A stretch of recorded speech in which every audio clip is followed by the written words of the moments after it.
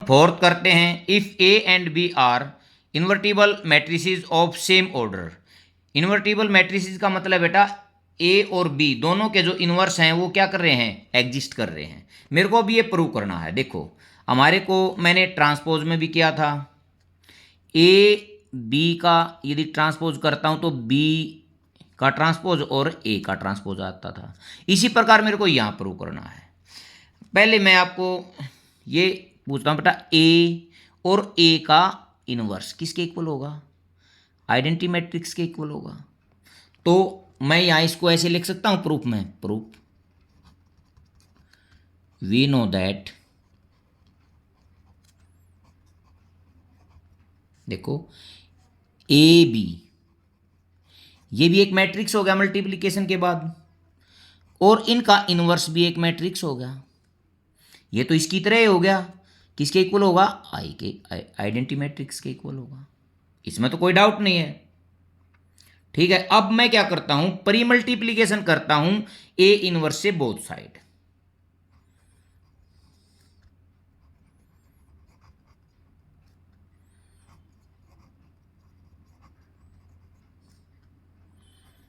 Both side by A inverse. अब देखो बेटा,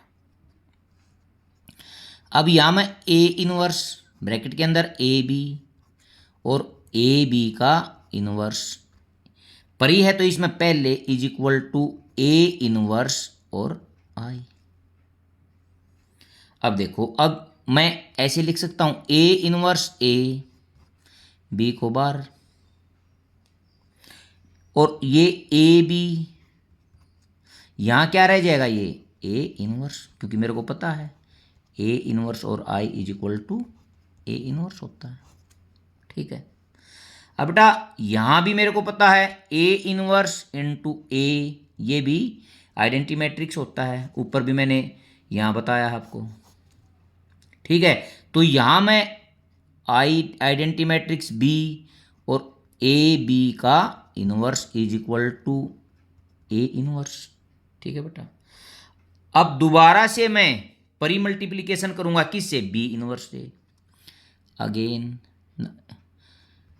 परी multiplication apply by B inverse both side.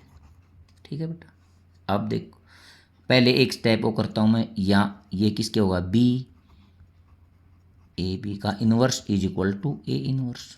ठीक है, अब बी इनवर्स और बी, ए बी का inverse is equal to B inverse और ए इनवर्स। अब बेटा ये जो बी इनवर्स और बी है ये किसके हो गया, आई के। ठीक है, तो अब मैं यहां लिख देता हूं आई ब्रैकेट में ए बी का inverse is equal to B inverse और ए इनवर्स। इसको मैं ऐसे भी लिख सकता हूं, ए बी का इनवर्स बी इनवर्स और ए इनवर्स। ये मेरे को यहां प्रूव करना था, हैंस प्रूव्ड। ठीक है बेटा।